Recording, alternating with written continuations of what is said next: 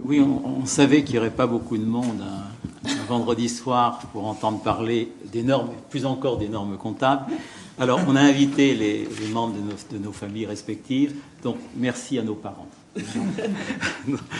Donc, alors, c'est vrai que la norme comptable est dans l'actualité, puisque hier, l'Union européenne, dans un sursaut de souveraineté comptable, a décidé de modifier une norme élaborée par son sous-traitant, l'IASB.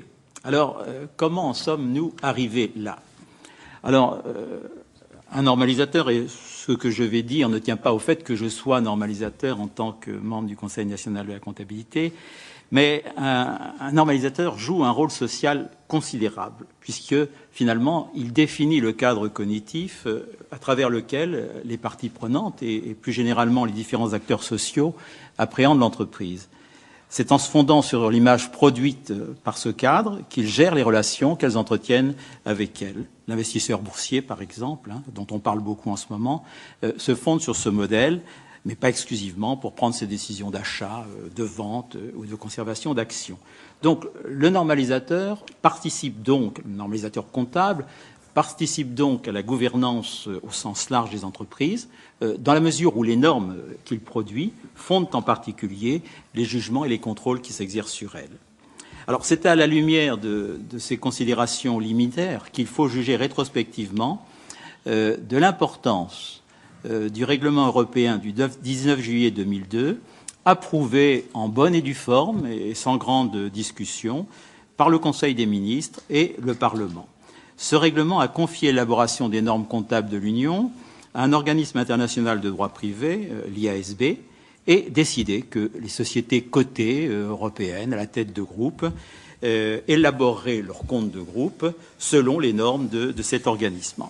Ce faisant, et de façon un peu subreptice, l'Union européenne faisait le choix d'un modèle comptable, c'est-à-dire d'une représentation de l'entreprise, en l'occurrence le choix du modèle anglo-saxon. Alors, ce choix est porteur d'un certain nombre de questions qui nous apparaissent maintenant, notamment pendant la crise, et c'est ces questions que je voudrais évoquer au cours de cette intervention qui, je l'espère, tiendra dans les 10 minutes. Alors, avant de traiter ces questions, je voudrais positionner donc le modèle anglo-saxon, qui est celui de l'IASB, par rapport à un autre modèle qui a fait long feu, à savoir le modèle continental. Alors, vous avez un schéma ici qui vous présente sommairement les deux modèles. Alors, d'abord, quels sont les utilisateurs de l'information comptable visés par chacun de ces modèles? Dans le modèle anglo-saxon, l'utilisateur visé, l'utilisateur privilégié, c'est tout simplement l'investisseur actuel, mais évidemment aussi l'investisseur potentiel. Tandis que dans le modèle européen continental, qui fut, disons, jusque vers le milieu des années 90, le modèle de l'Allemagne et le modèle de la France. L'utilisateur visé, enfin, on ne peut pas parler d'un utilisateur, mais de plusieurs utilisateurs. Il s'agit, à travers la documentation comptable, de répondre aux besoins d'information des associés, bien sûr, et notamment des investisseurs, mais aussi des créanciers, de l'État, du fisc et aussi du personnel, et puis de bien d'autres parties prenantes. Autrement dit, le modèle européen continental était un modèle très ouvert, ouvert sur, pourrait-on dire, une gouvernance partenariale, alors que le modèle anglo-saxon était un modèle plutôt ouvert sur une gouvernance actionnariale. Alors, le reste suit. À partir du moment où les deux modèles sont ainsi finalisés, eh bien, les principes qui vont être mis en œuvre, de même que les concepts, ne vont pas être les mêmes. Le principe qui va être mis en œuvre par le modèle anglo-saxon, c'est le principe de la prééminence de l'économie sur le droit. C'est-à-dire que quand on va analyser les opérations de l'entreprise, on les analysera avant tout d'un point de vue économique et accessoirement d'un point de vue juridique. Au contraire, dans le modèle continental, c'est le droit qui va primer. Et donc, on va juger de la qualité des états comptables des entreprises par référence à la norme. C'est le principe de régularité qui va s'appliquer. De la même façon, on va déduire de l'hypothèse de base, à savoir la définition des utilisateurs, on va définir des critères d'évaluation différentes. Dans le modèle anglo-saxon, le bon critère par référence à cet objectif, la satisfaction des investisseurs, ce sera la valeur courante, ou la valeur de marché, ou la fair value, on reviendra là-dessus. Dans le modèle européen continental, qui était tourné en particulier vers les créanciers, eh bien, on choisira un mode d'évaluation, disons, extrêmement prudent, le coût historique matiné de prudence. Et en ce qui concerne, tout le reste se déduit, en ce qui concerne la latitude laissée aux professionnels de la comptabilité, eh bien, dans le modèle anglo-saxon, elle est assez grande, ce qui requiert évidemment des professionnels d'excellente qualité, bien formés. Dans le modèle européen continental, elle est très faible. Elle était très faible. En d'autres termes, les comptables devaient appliquer la règle, point final. Si nous continuons encore à lister un peu ces différences entre le modèle anglo-saxon et le modèle européen continental, eh bien, il y a aussi le problème du lien avec la fiscalité. Dans le modèle anglo-saxon, il n'y a pas de lien entre la comptabilité et la fiscalité. Donc la comptabilité peut justement se consacrer à la description de l'entreprise en tant qu'entité économique et financière et abstraction faite de toute considération fiscale. Dans le modèle européen continental, au contraire, ce lien est très fort. Donc la comptabilité va subir les contraintes de la fiscalité. Et enfin, pour conclure, quel est l'objectif des deux modèles? Eh bien, en ce qui concerne le modèle anglo-saxon, il s'agit surtout d'aider les destinataires privilégiés de l'information comptable à prendre des décisions. En l'occurrence, il s'agit d'aider l'investisseur à prendre des décisions d'achat, de vente ou de garde de titres. Par contre, le modèle européen continental attache beaucoup d'importance au rendu de comptes, à la reddition de comptes, c'est-à-dire qu'il faut que les comptes présentés par les dirigeants aux actionnaires, par exemple, mais à l'ensemble des parties prenantes, disent ce qu'ils ont fait dans le cadre de la mission implicite qui leur a été confiée, dans le sens, dirons-nous, d'un intérêt général commun à toutes les parties prenantes. Donc voici, de façon caricaturale, je vous le concède, quels étaient les deux modèles en compétition jusqu'à ce que l'Union européenne décide d'accorder une sous-traitance de ces normes à l'IASB. Alors, il ne fait pas de doute qu'elle a choisi du même coup le modèle anglo-saxon. Et en effet, si on lit le cadre conceptuel de l'IASB, à savoir le cadre qui sous-tend les normes internationales, eh bien, l'article 10 de ce cadre conceptuel est parfaitement explicite. Je cite: « Bien que les besoins d'information des divers utilisateurs ne puissent pas être comblés par les états financiers, il y a des besoins qui sont communs à tous. » Alors, question, lesquels? Réponse: comme les investisseurs sont les apporteurs de capitaux à risque de l'entreprise, la fourniture d'états financiers qui répondent à leurs besoins répondra également à la plupart des besoins des autres utilisateurs susceptibles d'être satisfaits par les états financiers. Bon, en d'autres termes, dès lors que les investisseurs sont satisfaits, toutes les autres parties prenantes le sont. Donc,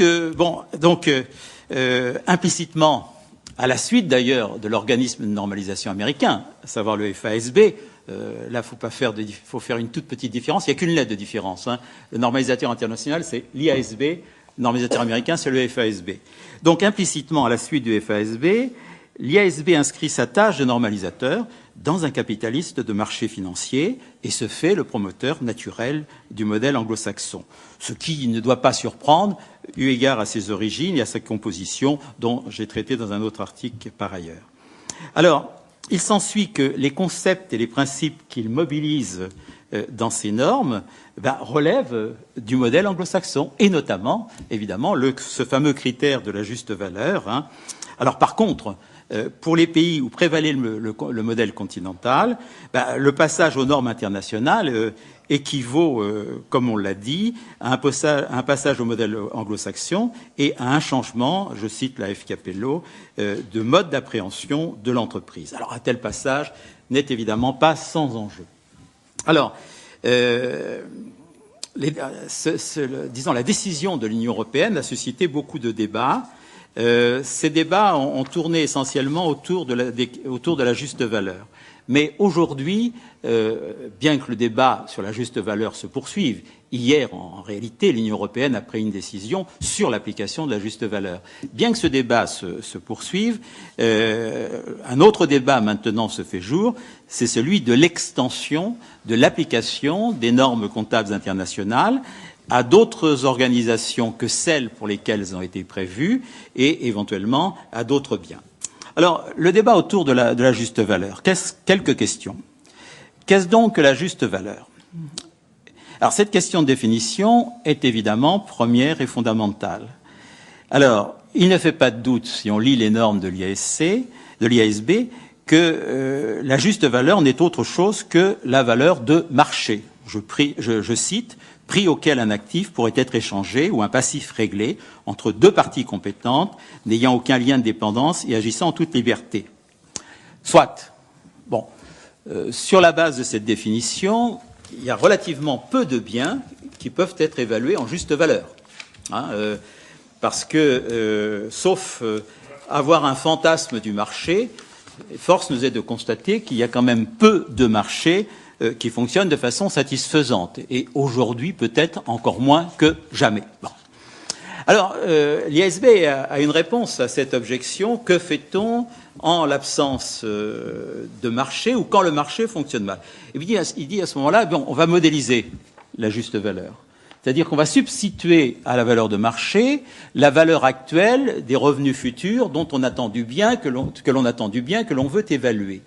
Alors, cette substitution est pour le moins surprenante parce que on attend de la valeur de marché une objectivité, et la valeur de marché est somme toute objective, mais on ne peut plus attendre d'objectivité de la valeur actuelle, puisque cette valeur actuelle va supposer des prévisions de revenus, cette valeur actuelle va supposer le choix d'un taux d'actualisation. Donc il y a là une sorte de paradoxe à vouloir substituer à la valeur de marché une valeur actuelle. Mais c'est une façon de faire en sorte que l'on puisse étendre en quelque sorte l'application de la dite juste de valeur en ajoutant à la valeur de marché la valeur actuelle. Alors, mais à supposer que ces problèmes de définition et de mesure soient surmontables et surmontés, l'évaluation en juste valeur est-elle pertinente? Alors, dans quel contexte? Pour quelles organisations et pour quels biens? Alors, il n'existe, en comptabilité, on n'est pas très sophistiqué au plan technique, et il n'existe que 3 modes principaux d'évaluation d'un bien à un moment donné. Il peut être évalué sur la base de son coût historique, corrigé par prudence, comme dans le modèle européen continental, corrigé des dépréciations, donc par prudence. Il peut encore être évalué sur la base de son coût historique ajusté, bon, on sait bricoler ça, ce qui n'exclut pas d'ailleurs une correction pour tenir compte des dépréciations. Il peut enfin être évalué à sa valeur courante, laquelle valeur courante, d'ailleurs, a été rebaptisée, non sans effet rhétorique, parce que qui pourrait s'opposer à une valeur déclarée juste?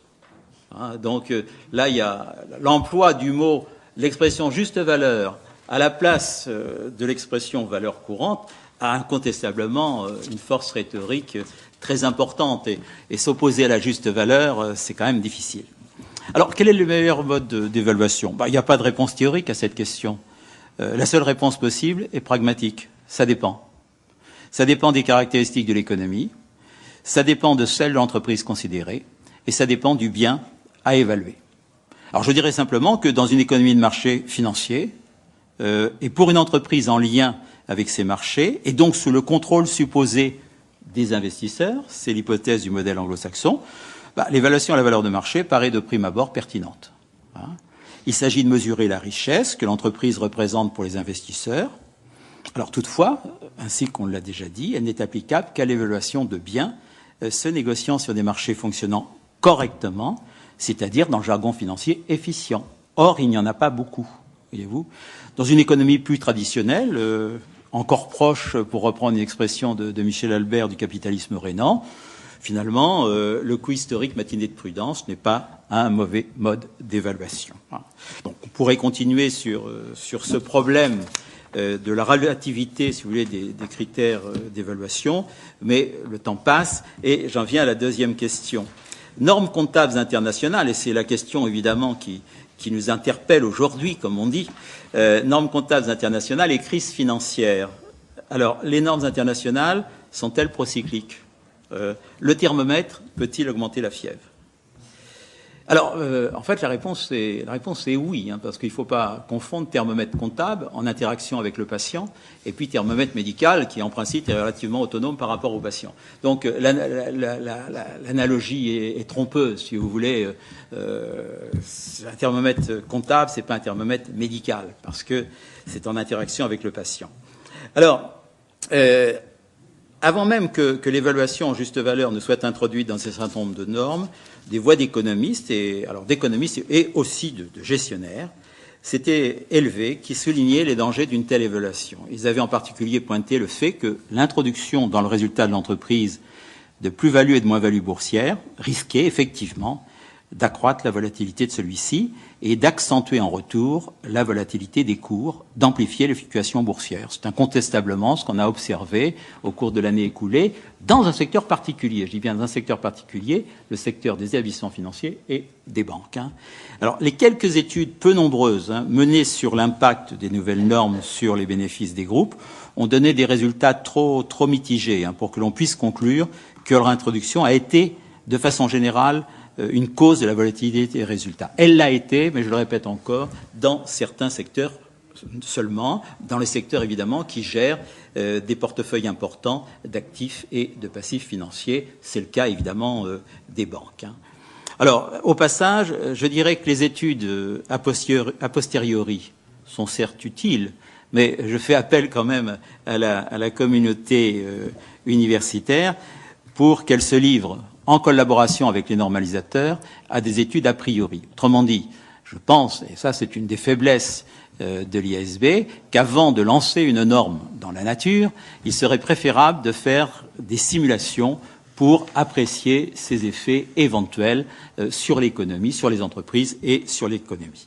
Donc voici quelques mots sur le débat autour de la juste valeur. Et Anne me regarde, donc je vais accélérer sur le deuxième point. Faut-il restreindre ou étendre le champ d'application des normes internationales? Alors, la question mérite d'être posée parce que l'IASB travaille actuellement sur un projet de normes simplifiées pour les PME. Actuellement, ces normes ne s'appliquent qu'aux sociétés cotées à la tête de groupe et seulement pour leur compte de groupe. Mais l'IASB est un organisme extrêmement ambitieux qui souhaiterait évidemment que ces normes soient appliquées par toutes les entreprises du monde entier, quel que soit leur secteur, quelle que soit leur taille. C'est une forme d'universalisme, si vous voulez, qui, de mon point de vue, confine au totalitarisme. Mais ça, c'est l'idée. C'est l'idée. Bon. Alors, immédiatement, moi, je le dis, je considère qu'il serait dangereux, qu'il serait aventureux d'imposer aux PME des normes qui ont été conçues pour des grands groupes en contact avec les marchés financiers et des grands groupes dont la gouvernance est essentiellement actionnariale. La plupart des PME n'ont pas ce mode de gouvernance, en particulier les PME qui sont contrôlées par une personne ou par des groupes familiaux. Donc, moi, j'invite le normalisateur français en particulier à être extrêmement prudent en ce qui concerne l'acceptation éventuelle des normes internationales, même simplifiées, pour les PME. Alors, on va plus loin. On parle aussi d'étendre les normes internationales aux organisations non marchandes ou publiques. Alors, ce n'est pas officiellement à l'ordre du jour, mais n'empêche que la nouvelle comptabilité de l'État repose conceptuellement sur des définitions issues du cadre conceptuel de l'IASB. Ceci nous amène à réfléchir sur le sens que peut avoir, par exemple, le bilan de l'État qui a été établi pour 2006. Un bilan, évidemment, où on voit apparaître des dettes énormes, et pour cause, puisque à l'actif ne figure pas un certain nombre d'actifs, notamment le pouvoir régalien de l'État de lever l'impôt. Ça, c'est un actif immatériel que personne ne sait chiffrer. Pas plus qu'on ne sait chiffrer, dans l'hypothèse où on ferait un bilan des États-Unis, on ne peut chiffrer la valeur immatérielle que représente leur puissance militaire, car une partie de leur endettement est liée à leur puissance militaire. Et comment faire un bilan pour des organisations de type sur un modèle de bilan issu de l'entreprise privée? Donc je suis extrêmement réticent quant à l'extension possible, si vous voulez, du modèle anglo-saxon aux organisations non marchandes ou publiques. Alors les quelques problèmes et questions que je viens d'évoquer très sommairement ne sont pas, à l'évidence, et volontairement, je ne les ai pas présentés tels quels, strictement techniques. Ils ont trait à la gouvernance et sont aussi politiques. Ils devraient donc intéresser au plus haut point, me semble-t-il, les hommes politiques. Mais ceux-ci, qu'ils soient français ou européens, se dessaisissent ou abandonnent trop facilement aux experts des questions qu'ils considèrent a priori comme techniques, telles les questions de normalisation comptable. Alors on pourrait trouver dans l'actualité contemporaine de nombreuses illustrations de ce genre d'abandon, mais le plus marquant, d'un point de vue comptable, a sans doute été celui qui a consisté, en 2002, à confier l'élaboration des normes de l'Union à un organisme international de droit privé sous influence anglo-saxonne. Nous commençons à en voir les conséquences. Évidemment, en 2005 et en 2006, on s'est réjoui, en quelque sorte, de l'application de ce référentiel, dans la mesure où il amplifiait les profits. Voici que maintenant ce référentiel amplifierait les pertes et nous songeons, et hier nous l'avons légèrement bricolé.